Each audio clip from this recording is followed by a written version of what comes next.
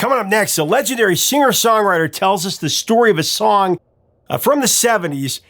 It was released 3 times over a couple of years before it finally hit the top 10, and it became an all-time classic, helping put him and his musical partner on the map for good.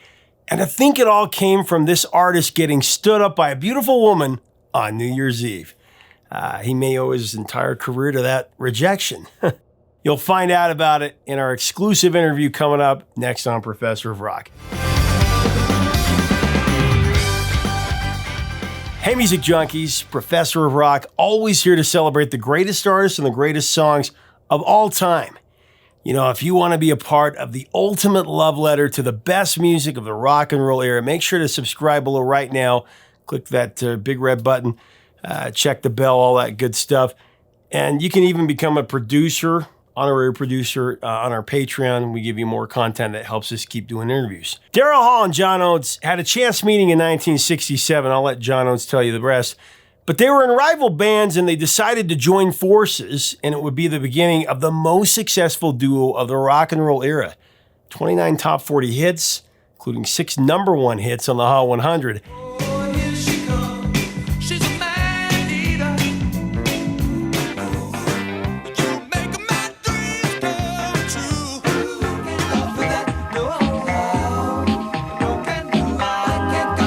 Simply just one of my favorite groups ever. They were one of those rare musical institutions that every generation loved or loves. I mean, even at their peak, when I was a little kid, they were beloved by my mom and dad, who always bought their new record, and they played it on our family turntable stereo. And then I'd go out and buy the cassette because I'd want to hear it on my Walkman. Even my grandparents loved them some Hall & Oates. I mean, I remember my grandpa when he was alive. He was singing their number 1 hit, Kisses on My List, or Kiss on My List. But he was totally messing up the lyrics. He was singing Your Kisses on My Lips. And when I tried to correct him, he got really upset. He's like, why would he be saying Your Kisses on My List? Is like a grocery list? No, they're saying lips. Because your kisses on my list. And one would think that he was saying Kisses on My Lips, but it was actually list. A lot of people mess that one up. The good old days. Fact of the matter is, and my point, Daryl Hall and John Oates, I think they're extremely underrated. They were criminally underappreciated by music critics back when that kind of mattered. Actually, I'm not sure if critics ever mattered. What I mean to say is that they were never talked about in the same breath as the critical darlings of the day. Their albums never finished on the best of lists of their peak years. And that used to drive me nuts. Considering that the duo could out-sing and out-harmonize any band at their peak in those days, especially in those days. I mean, they should have easily been first ballot Rock and Roll Hall of Fame inductees. They should have been crowned as the geniuses that they are. I mean, Daryl Hall is arguably one of the greatest voices in the history of popular music. He actually was considered to take over for Van Halen.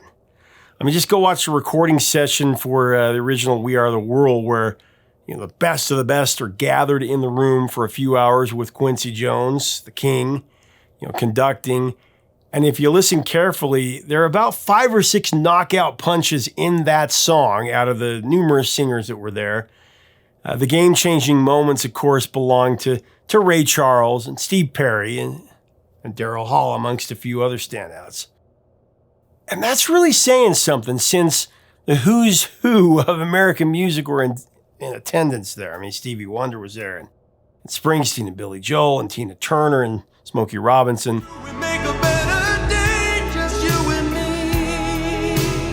Combine the commanding powerhouse vocal that Daryl Hall had with the extravagant soulfulness of John Oates' potent pipes, and you have not only the biggest selling duo of the rock era, but the authoritative vocal twosome of all time, in my opinion, together, as a duo. The music it gets inside your blood and you're singing every word before you know it. This dominant vocal spectacle, it started on AM radio in the 70s, before Daryl Hall and John Oates would scale the top of the charts for what seemed like every week in the 80s. Their first hit was in the 70s. And this is the compelling story of their first legendary single, one that would take actually 3 swings at the bat to finally connect across the nation. She's Gone. She's gone. It's become a rock and soul classic. So here's John Oates with the story. He actually also tells the story of their top song, Sara Smile, in this one. Now, as we go into this interview, I do want to thank our sponsor, Zenni. I wear the glasses I fashion daily. Make sure to click on our exclusive link below to get the latest deals on the most affordable glasses on the planet. Zenni.com. And again, you can see how you look before you buy with their 3D virtual try-on. Their mirror feature is what it is. Check out Zenni's latest frames for less than the price of a vinyl record. Here's John Oates with the story.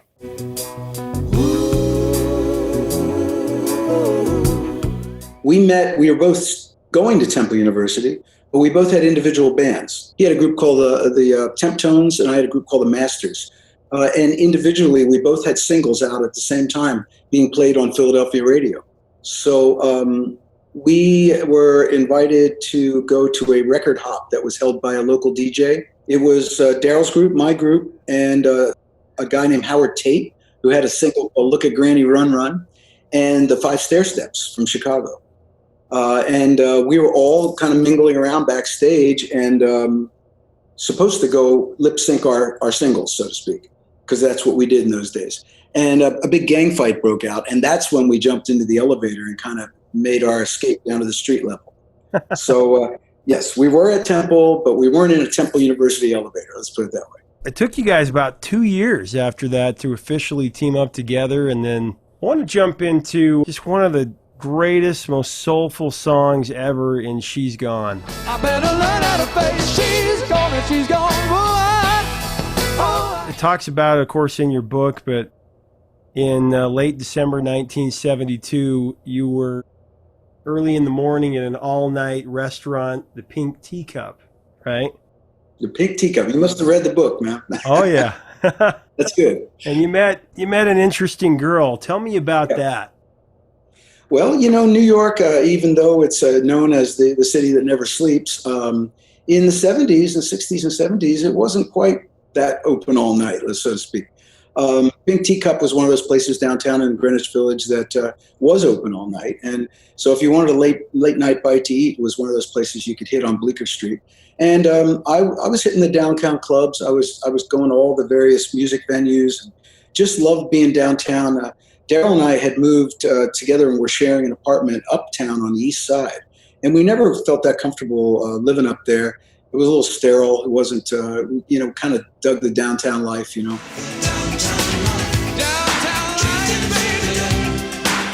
And so anyway, I was bopping around downtown in the middle of the night, went into the Pink Teacup, the soul food restaurant. And there, some gal came in. She had a tutu and cowboy boots, and I don't even think she had a coat. It was freezing cold. And we started talking, just hanging out. And, as we say euphemistically in the 70s, we began dating. Yeah. You can take that however you want. And so then I asked her to get together. That was December, I recall. And I said, hey, let's get together on New Year's Eve. Daryl was out of town. I thought she was going to come over to the apartment, hang out, and she never showed up. And that's when I sat at the couch and just picked up an acoustic guitar and began to sing this little folky kind of thing. It was almost like just a little, and she's gone, and she's gone, And Daryl got back eventually, day or so afterwards, wherever he was, and I played it for him. He sat down at the piano and played that riff that you hear on the piano,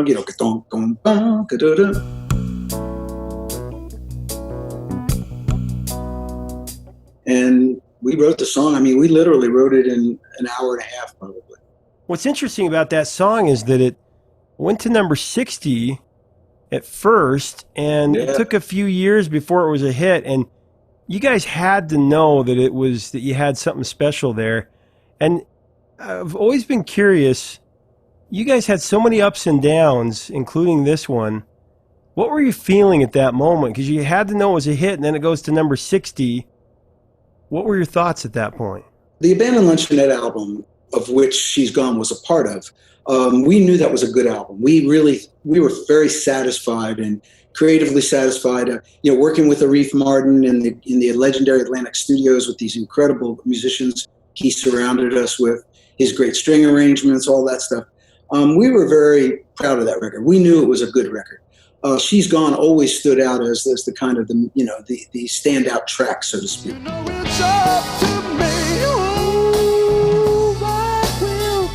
We were a little surprised, but then again, we were just starting our career. So we were more focused on being on the road, touring, playing live, getting our band together.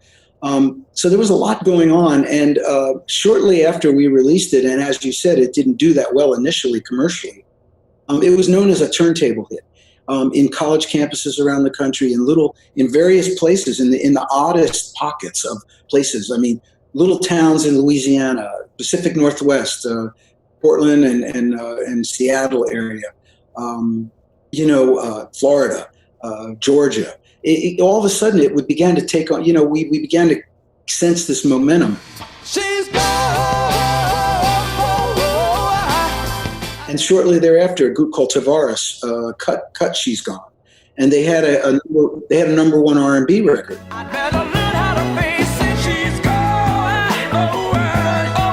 And that kind of woke Atlantic up. Atlantic went, wow, okay, wait a minute.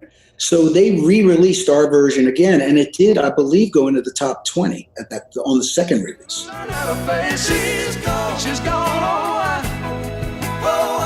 So then that it had done what it's done, we had already moved on. We did an album with Todd Rundgren, War Babies, and then we went out to California and recorded what was known as the Silver Album, and we had Sara Smile on that.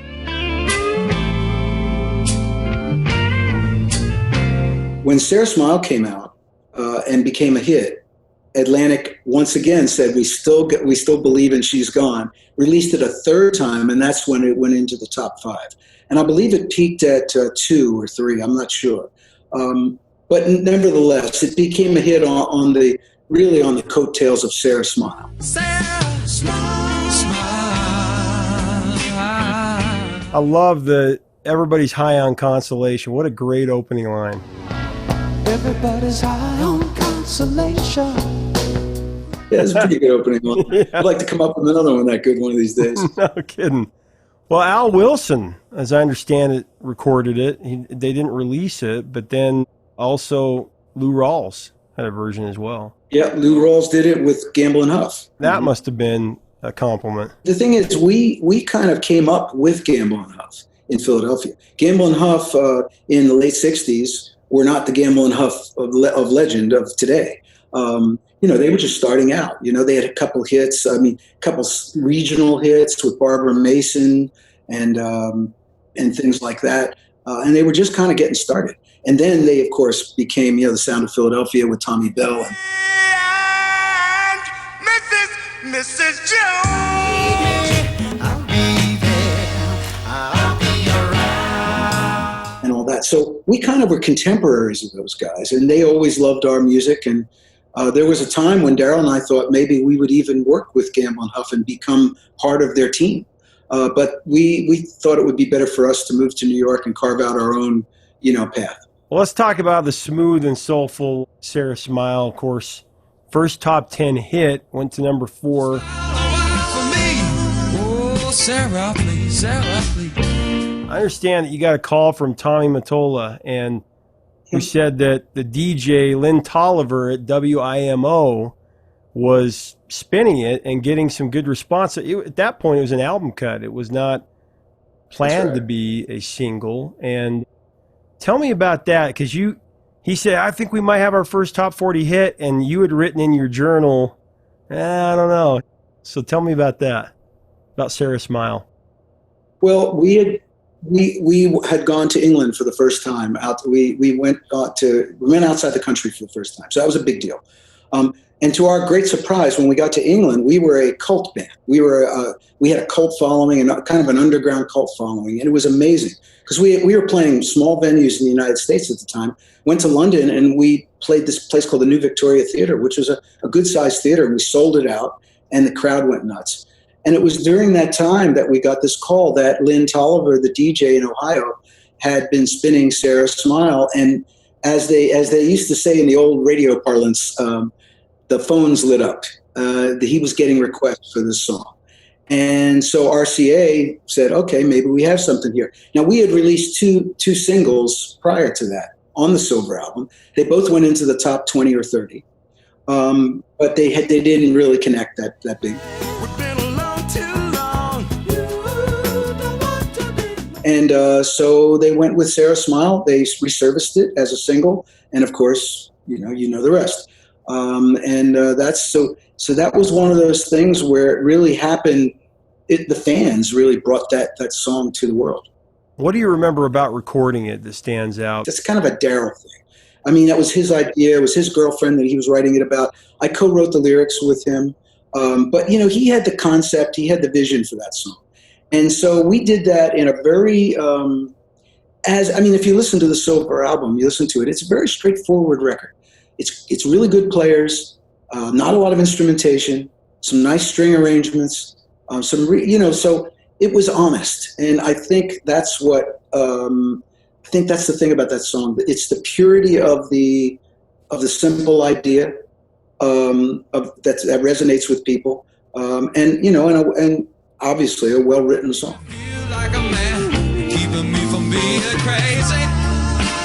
I love these stories. Again, Hall & Oates, incredible. Leave us a comment about this magnetic duo, Daryl Hall, John Oates, and this song below, and Sara Smile. What's your favorite era of this duo? Now, if you dig this video, we do invite you to subscribe below so you never miss out. Click on the links down below for our Patreon to get even more content. It's all about keeping the music alive, seriously. Till next time, 3 chords and the truth, my friends.